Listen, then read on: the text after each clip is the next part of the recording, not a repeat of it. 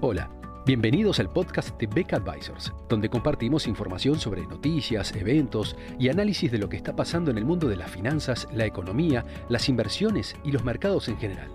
Todas las semanas, un nuevo episodio con diferentes protagonistas de nuestro equipo o invitados especiales.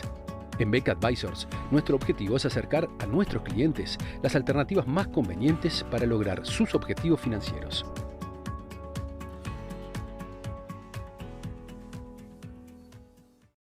El proceso de suba de tasas de interés que se viene observando a nivel internacional por parte de los principales bancos centrales, especialmente en lo que respecta a la Reserva Federal o el Banco Central Europeo,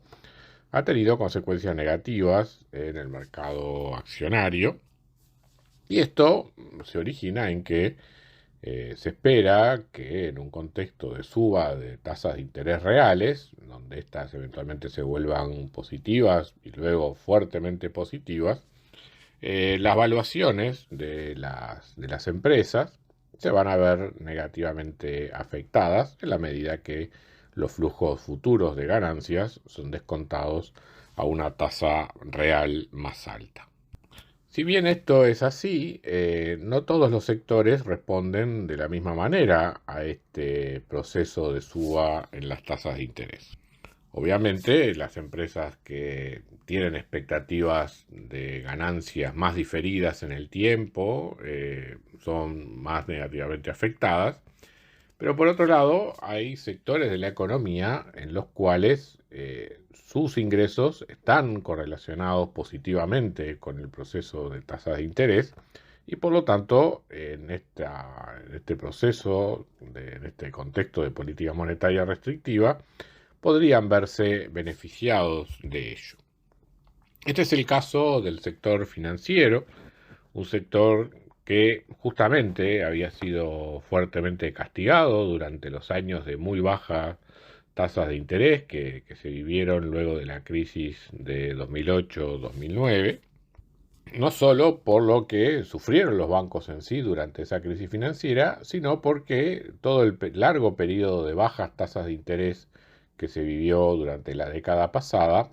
también tuvo un efecto negativo sobre los ingresos de estas entidades. A tal punto fueron castigadas las expectativas de rentabilidad en este sector que en promedio y durante prácticamente toda la década pasada, las valuaciones de mercado de las principales entidades financieras quedaron por debajo de su valor de libros. Esto es, si el valor de libros de un banco refleja fielmente lo que quedaría una vez pagadas todas sus deudas para sus accionistas, los bancos en esta situación valían más muertos que vivos durante la década pasada. En la medida que estas entidades, pasada la crisis, comenzaron nuevamente a dar ganancias y eventualmente esas ganancias estaban por encima de lo que podía ser la rentabilidad requerida para el riesgo de este negocio, evidentemente estas valuaciones estaban muy castigadas, pero ha sido hasta hace bien poco que en promedio la industria bancaria ha logrado nivelar en términos de evaluación de mercado lo que es su valor de libro y hoy por hoy, en el caso de Estados Unidos, el promedio de la industria en cuanto a valor de mercado respecto a valor de libros se encuentra en aproximadamente 1. Es decir, el valor de mercado es aproximadamente igual al valor de libros. Si uno mira las principales entidades bancarias norteamericanas, algunos bancos como JP Morgan, Bank of America o Wells Fargo están por encima de 1, o sea, el valor de mercado al valor de libros está por encima de 1, pero en otras entidades como HSBC o Citigroup todavía encontramos valuaciones de mercado de lo que es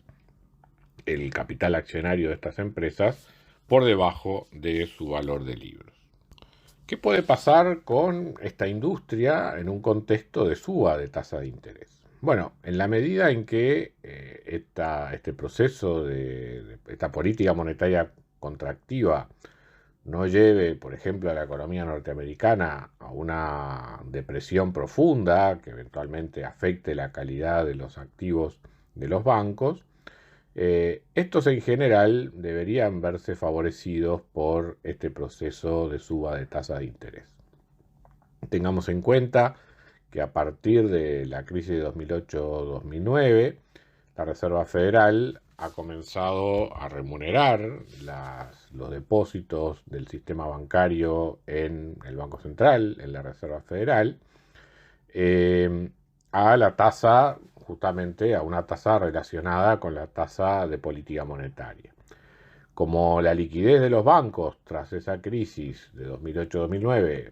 se ha mantenido muy elevada, llegando a ser incluso, dependiendo del banco, 1,5 veces, 2 veces o hasta 3 veces superior al patrimonio de la entidad bancaria,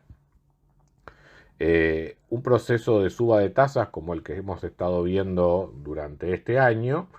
y que eventualmente va a continuar hasta el final, llevando probablemente la tasa de interés al entorno del 3,5, 3,75, quizás hasta un poco más arriba,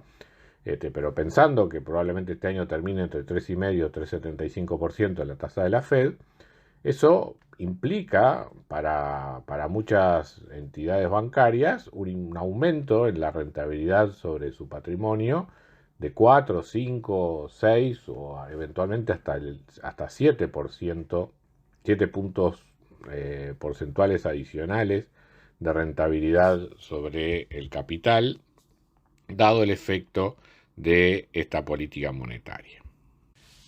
Si uno mira a su vez también la prime rate en Estados Unidos, o sea, la tasa de créditos para empresas de primera línea, que se publica habitualmente por parte de las autoridades de la autoridad monetaria, uno ve que justamente esta tasa de interés ha ido subiendo, básicamente en línea con la suba de la tasa de política monetaria,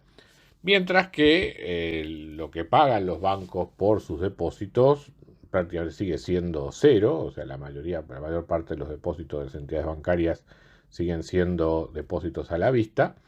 lo cual ha redundado, ya lo vemos en los resultados del primer semestre de este año, a pesar de que todavía no ha culminado y no se nota totalmente el impacto de las subas de tasa de interés, ya se nota una mejora justamente en el margen de intermediación financiera por ese motivo. O sea que tanto por lo que es la remuneración del elevado nivel de liquidez de los bancos en la Reserva Federal, como el propio margen de intermediación financiera por la diferencia entre